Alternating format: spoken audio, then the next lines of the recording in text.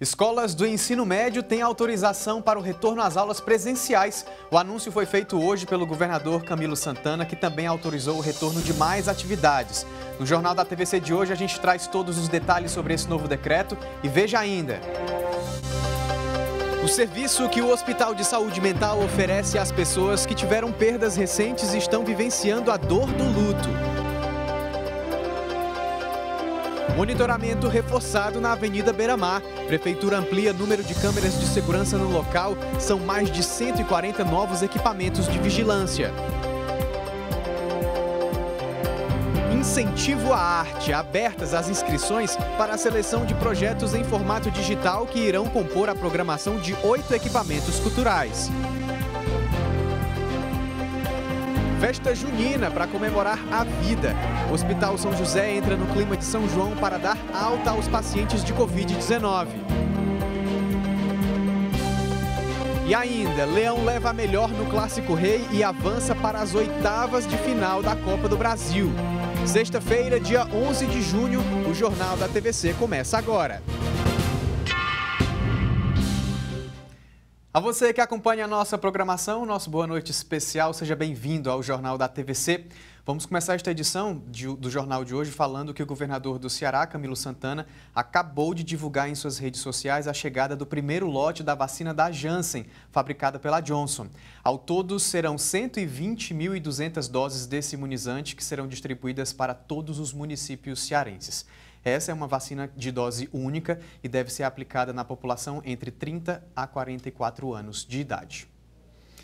E hoje foi divulgado, no começo da tarde, o novo decreto estadual que determina as normas de flexibilização das atividades econômicas, além de outras ações de enfrentamento à pandemia de Covid-19. A partir de segunda-feira tem mudanças importantes para acontecer, por isso eu vou chamar aqui na tela as principais mudanças, a principal delas, que foi divulgada na live hoje com o governador Camilo Santana e o secretário de Saúde, Cabeto Martins, foi o retorno das aulas presenciais do ensino médio. Também estão liberadas as atividades esportivas em espaços públicos para atividades físicas. No caso das areninhas, por exemplo, as areninhas estão liberadas a partir de segunda-feira para a prática de atividades físicas, a abertura de bibliotecas, museus e cinemas, o aumento na capacidade de atendimento de igrejas, academias e bares e o toque de recolher permanece das 23 horas, das 11 da noite até às 5 da manhã. Vale ressaltar que o decreto vai ser publicado amanhã, então somente amanhã a gente vai saber a porcentagem dessa capacidade de atendimento que vai ser modificada a partir de segunda-feira. E vale ressaltar também que todas essas mudanças só acontecem para as macro-regiões, exceto a região do Cariri e Centro-Sul, por conta dos níveis da pandemia que ainda estão muito elevados. A recomendação do decreto é que os municípios que estiverem com os indicadores altos podem fazer restrições maiores. Na semana que vem vai acontecer uma reunião do Comitê Científico para tratar sobre o retorno das feiras livres. No mais, o governador Camilo Santana ressaltou a importância de não baixar a guarda nesse momento. Dizer que é importante manter o isolamento social, é fundamental evitar a aglomeração, a pandemia não acabou, vocês estão acompanhando os dados todo dia pela televisão, pela imprensa, e lembrar da importância do uso da máscara. A máscara é fundamental, o uso da máscara. Aqueles que estão dizendo que para quem foi vacinado não use mais a máscara, isso é um equívoco, é um erro grave. Portanto, a nossa orientação é que todos devem continuar usando a máscara. Existem estudos no mundo inteiro que mostram a importância, a segurança, a prevenção com o uso da máscara. Portanto, nós que amamos os nossos familiares, nós que amamos os nossos amigos e conhecidos, portanto, é fundamental mantermos os protocolos, obedecermos às orientações sanitárias, que é a única forma da gente prevenir e garantir a vida das pessoas que nós amamos nesse estado do Ceará. Com certeza. E ainda sobre o retorno presencial das aulas do ensino médio, nós conversamos com o Sindicato das Escolas Particulares do Estado do Ceará, que diz que já estão preparados para esta volta e que agora aguardam o detalhamento do decreto para que, de fato, as aulas recomecem.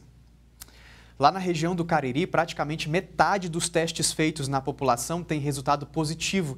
A situação ainda está muito grave por lá, por isso as novas flexibilizações desse decreto estadual não valem para essa região. E você confere agora os dados da pandemia de Covid-19 aqui no Ceará. Os números são da plataforma IntegraSUS. De acordo com o mais recente boletim divulgado pela Secretaria da Saúde do Ceará, até sexta-feira, o estado registrou 21.379 mortes por complicações da Covid-19. Atualmente, 99.688 casos estão sendo investigados. Do início da pandemia até agora, já foram confirmados 837.223 casos da doença. Nas últimas 24 horas, nenhuma morte foi confirmada em decorrência do vírus. A ocupação dos leitos de UTI para o tratamento da Covid-19 em todo o Ceará se encontra em quase 89%. Já em Fortaleza, esse índice é também de pouco mais de 89%. A região do Cariri é a mais crítica. Quase 93% dos leitos para o tratamento do novo coronavírus estão ocupados. De acordo com o mais recente levantamento do vacinômetro, até agora já foram aplicadas 3.162.590 doses da vacina contra a Covid-19 na população cearense. Todos os dados você encontra na plataforma integrassus.saude.ce.gov.br. Alguns especialistas, como psiquiatras e psicólogos, já dizem que muito provavelmente nós vamos ter uma geração de pessoas que vão ter que conviver com o luto por muito tempo. E nesse período de pandemia, dizer adeus não foi possível. Você vai conhecer agora um serviço que vem oferecendo apoio para quem precisa de ajuda psicológica nesse momento. Solange perdeu o filho num acidente de trânsito há 7 anos. Depois de tanto tempo sofrendo a dor do luto, resolveu buscar ajuda profissional de psicólogos. A vida não tem muito sentido, é tanto que eu estou aqui buscando uma ajuda para que a vida volte a ter sentido com psicólogo, com psiquiatra, porque a nossa família, as outras coisas não preenchem esse vazio que é terrível. Ela foi encaminhada ao plantão psicológico do Hospital de Saúde Mental Professor Frota Pinto, em Messejana. O serviço foi iniciado ainda em 2020 e, com o início da pandemia em março, o plantão dobrou o número de atendimentos. O vírus da Covid-19 foi responsável pela quebra da rotina da maioria das pessoas que precisaram adotar o distanciamento social e começaram a morar no trabalho com o tal do home office. A falta de convivência entre as pessoas e principalmente a perda de entes queridos aumentaram a sensação de ansiedade, depressão e outros transtornos mentais. A doença ainda tem uma particularidade muito cruel. Por conta da transmissão do vírus, os protocolos de segurança sanitária impedem que familiares realizem enterros e funerais de forma tradicional. São 2 etapas essenciais no processo de superação do luto. Mediante as circunstâncias em que não há um momento de despedida, um momento de choro, um momento de alento, né? Não há todo esse suporte, a pessoa não consegue elaborar normalmente. E aí pode, dependendo da sua história de vida, causar sérios danos emocionais e psicológicos. Apesar dos tabus que rondam sobre quem costuma buscar ajuda profissional em momentos difíceis como esse, os plantonistas relatam um aumento da demanda entre homens e crianças durante a pandemia. Dificuldades para dormir, se alimentar ou mesmo cumprir tarefas básicas como levantar da cama podem se tornar missão difícil para quem está em sofrimento. A grande situação que a gente tem que ter é diferenciar o que seria um luto normal de um luto patológico. Muitas vezes a gente avalia o tempo que esses sintomas estão durando, mas mais importante do que isso é identificar o perfil desses sintomas e a gravidade. Durante a consulta, que pode ser feita de segunda a sexta-feira, a estratégia utilizada pelos plantonistas é a de ouvir o desabafo como forma de aliviar o sofrimento. Separar um tempo para o lazer também é importante. Cuidar da saúde mental é imprescindível nesse momento, né? Nós precisamos ter lazer, nós precisamos tirar um momento para nós. O interessante, o ideal, é que as pessoas cuidem de forma preventiva, né? Para evitar essa situação emergente. Exatamente. E o plantão psicológico do Hospital de Saúde Mental de Messejana funciona de segunda a sexta, de 13h até às 18h. Começa na próxima segunda-feira as inscrições para o concurso público da Polícia Civil do Estado. Serão 500 vagas de contratação imediata e 1.000 vagas para cadastro reserva nos cargos de escrivão e inspetor, ambos com exigência de nível superior completo. O salário inicial é de R$ 3.732. A aplicação das provas tem data prevista para os dias 4 e 5 de setembro em Fortaleza. As inscrições vão até o dia 19 de julho. A taxa é de R$ 150. Para mais informações, os interessados podem acessar o site do Instituto de Desenvolvimento Educacional, Cultural e Assistencial Nacional. Hora da nossa primeira pausa aqui no Jornal da TVC e no próximo bloco nós vamos falar mais um pouco sobre os cuidados com os protocolos pós-vacinação. Vai ter entrevista ao vivo aqui no jornal. E ainda, a Avenida Beira-Mar ganha novas câmeras de monitoramento ao longo dos 3 quilômetros de calçadão. Eu volto em instantes.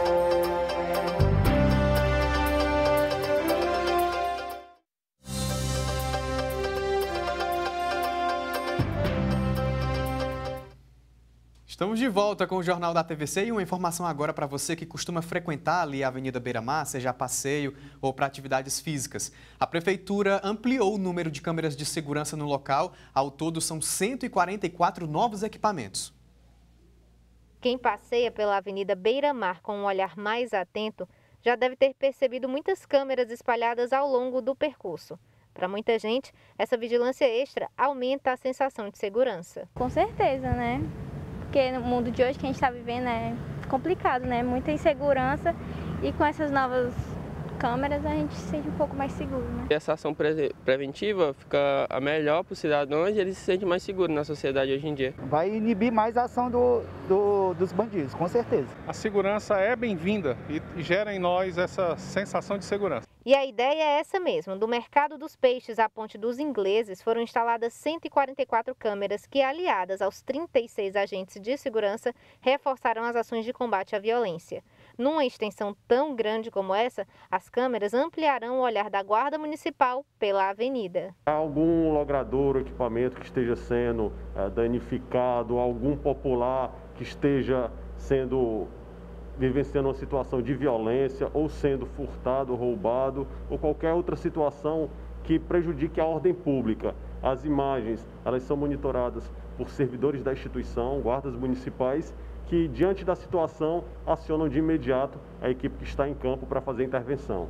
Os novos equipamentos foram distribuídos em pontos estratégicos ao longo aqui da Avenida Beira-Mar e agora integram um sistema com mais de 550 câmeras monitoradas 24 horas por dia pela Guarda Municipal e que já vem sendo utilizado também em outros bairros da capital. O olhar eletrônico e a tecnologia aliada ao preparo da Guarda Municipal de Fortaleza de forma a levar segurança para o turista que nos visita, para o fortalezense que vai passear na Beira-Mar e que a gente possa cada vez mais garantir essa sensação de caminhar na Beira-Mar, de passear na Beira-Mar com a segurança. Então essas câmeras são essenciais para que a gente possa, o nosso olhar literalmente chegar em todos os locais da Avenida Beira-Mar. Exatamente, bom, né, ter segurança. E nós começamos esta edição falando que o governador Camilo Santana anunciou agora há pouco em suas redes sociais o envio do primeiro lote da vacina da Janssen, fabricada pela Johnson. Segundo ele, o Ceará vai receber o lote no começo da próxima semana. Ao todo, serão 120.200 doses que serão distribuídas para todos os municípios cearenses. Essa é uma vacina de dose única e deve ser aplicada na população entre 30 e 44 anos de idade. E com o ritmo cada vez mais intenso da vacinação aqui no estado, nós avançamos para uma outra etapa na luta contra a Covid-19 e precisamos ficar atentos a alguns questionamentos. Como deve ser o comportamento das pessoas que já tomaram a vacina? Quando vai ser possível voltar à rotina normal de antes da pandemia? Dá para relaxar nos cuidados que já fazem parte do nosso dia a dia há mais de um ano? Para responder essas perguntas, nós convidamos aqui no Jornal da TVC a médica infectologista e diretora clínica do Hospital São José, doutora Cristiane Takeda, que já está com a gente aqui. Boa noite, doutora Cristiane. Seja bem-vinda ao Jornal da TVC. Boa noite, telespectadores.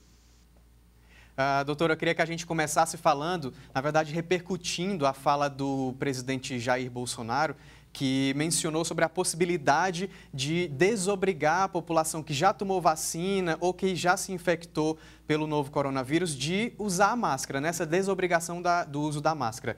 Que consequências isso tem para a sociedade em meio à pandemia que ainda não acabou, né? Exato. Infelizmente, nós ainda não chegamos a esse ponto, né? A vacinação, as campanhas de vacinação aí estão sendo promovidas pelos governos, saindo do grupo de risco, agora já entrando na população mais jovem e que não necessariamente tem algum tipo de doença crônica associada. Isso vai nos levar para um futuro em que, certamente, nós chegaremos ao ponto de não precisar de máscaras. Mas ainda não é o momento. Seria muito precoce dizer que isso já poderia ser uma coisa a ser adotada, porque ainda existe uma parcela da população que precisa ser protegida, né? E a única proteção que nós temos agora à mão, além da máscara, do distanciamento social, da questão da higienização da mão frequente, seria a vacinação. Então, nesse momento, enquanto a gente ainda está numa fase de transição, o ideal, né, o recomendado para a segurança da população é usar todas essas medidas enquanto nós não temos uma maior parte da população já protegida pela vacina. Doutora, o relaxamento desses protocolos pode contribuir, de repente, para a chegada de uma terceira onda de contaminação? Sim, pode sim. Veja que parte do que nós fizemos até agora, né, foi exatamente isso, né? A suspensão de situações que causam aglomeração, o uso da máscara, o que a gente chama de medidas não farmacológicas, né? Você não precisou usar nenhum tipo de medicação, não usou vacina, e foi o que durante esses últimos 12 meses vem segurando a crescente, né? Então, quando a gente vê um movimento de relaxamento, né, por parte da população dessas medidas, a gente vê realmente o aumento dos casos. Na hora que a gente implementa com um pouco mais de seriedade, com mais compromisso essas recomendações, você vê de novo os casos caírem.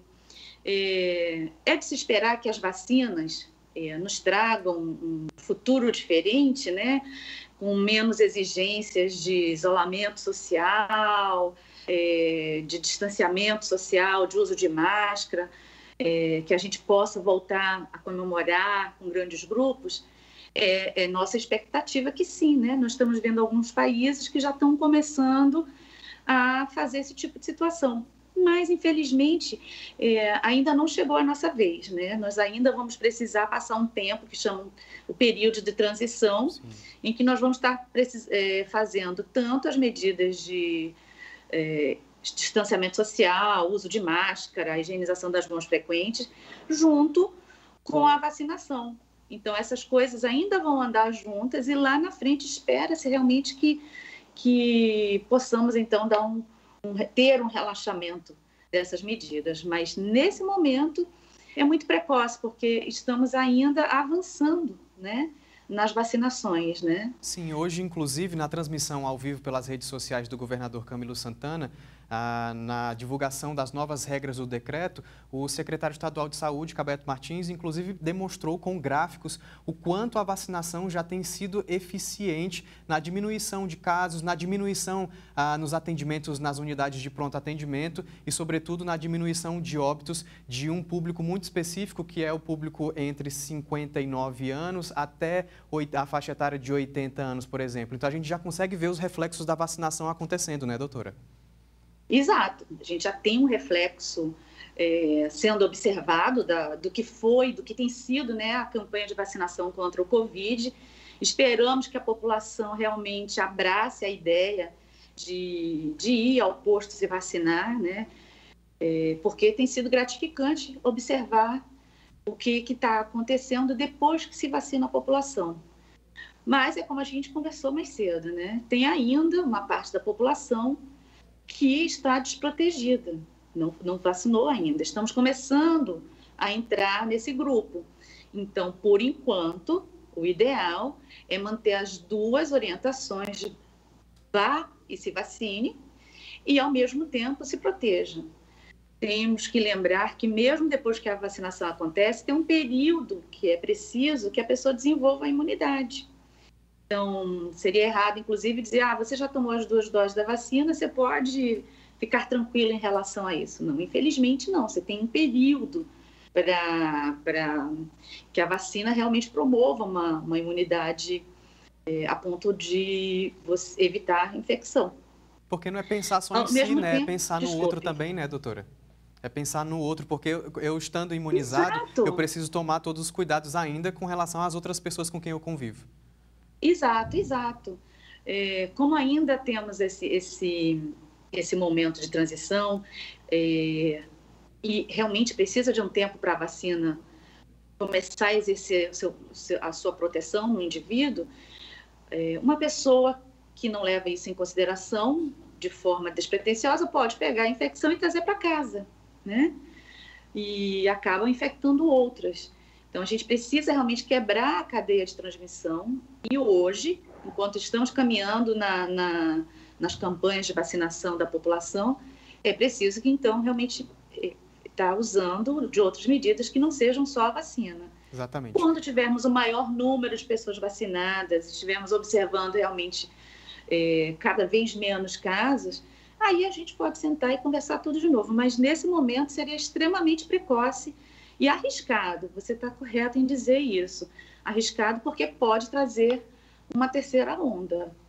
Com certeza. A doutora Cristiane Takeda, ela que é médica infectologista e diretora clínica do Hospital São José, muito obrigado pela sua participação, viu, doutora, aqui no Jornal da TVC. Obrigada a vocês pela oportunidade de estar trazendo essas informações importantes para a população. Boa noite. Boa noite. Uma oportunidade agora para o setor da cultura. No próximo bloco você vai saber como participar do projeto Arte em Rede. E tem ainda os detalhes do Clássico Rei. O Fortaleza venceu o Alvinegro e avança na Copa do Brasil. O Jornal da TVC volta daqui a pouco.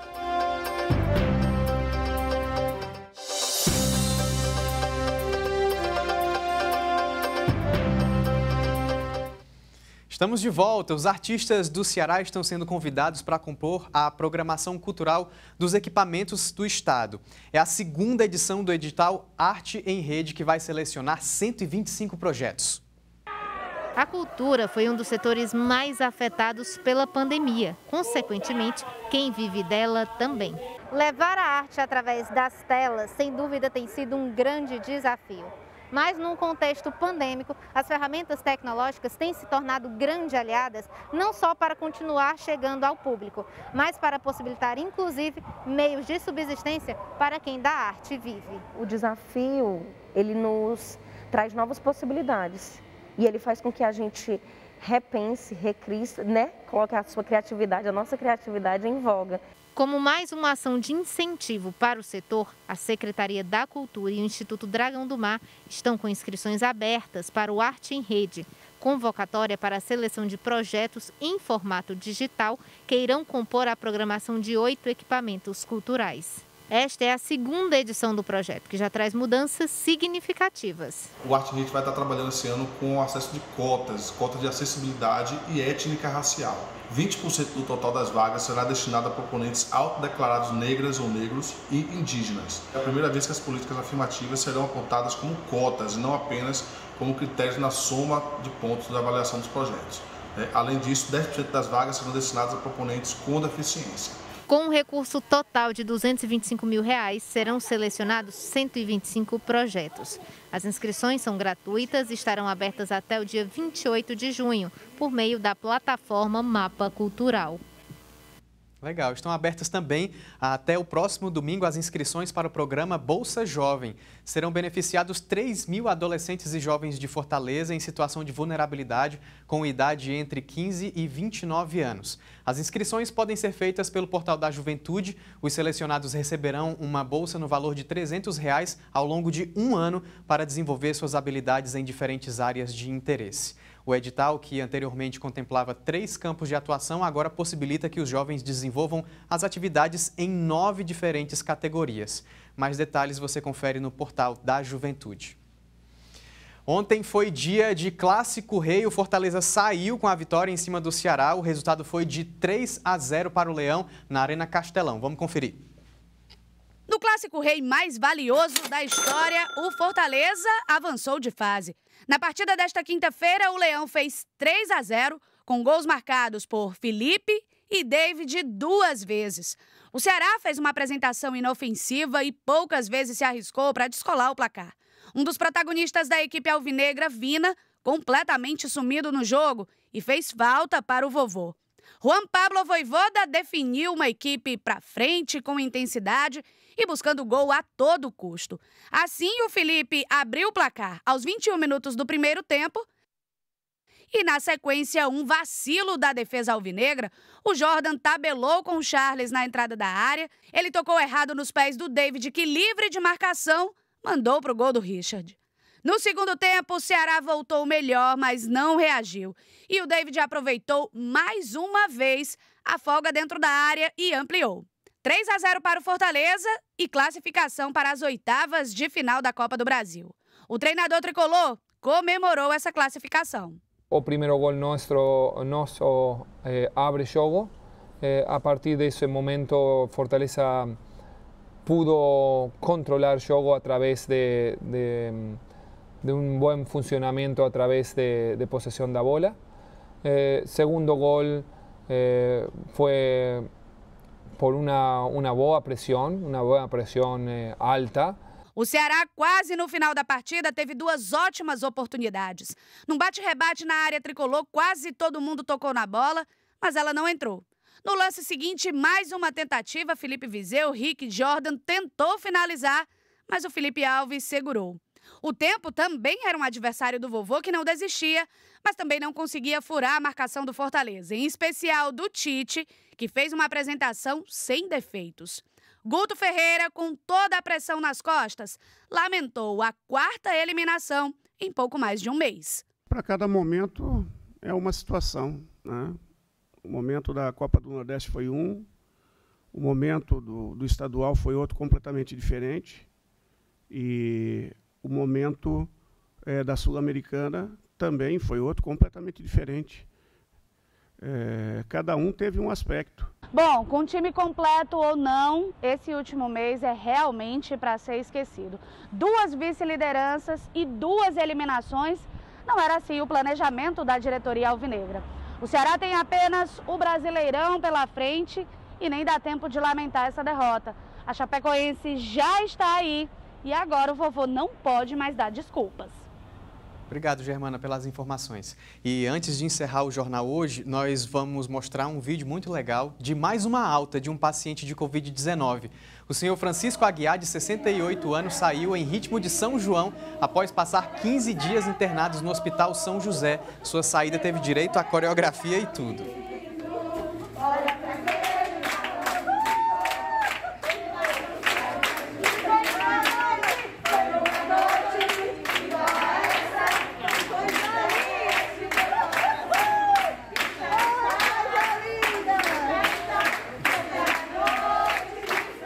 Coisa linda mesmo, viu? Muito bom a gente encerrar o jornal com essa imagem de esperança. Se você quiser rever essas e outras reportagens, é só acessar o nosso canal no YouTube. Aproveita e se inscreve lá porque tá cheio de conteúdo. Tem também as nossas redes sociais, Facebook, Instagram, Twitter. Segue lá a gente em todas as plataformas. A você que nos acompanhou durante toda essa semana, meu muito obrigado. Um bom fim de semana para você que tem um mozão, um bom dia dos namorados. Se você ainda não tem um mozão, no domingo é dia de Santo Antônio, vale fazer uma prece aí, porque o negócio tá difícil. Um abraço, até semana que vem.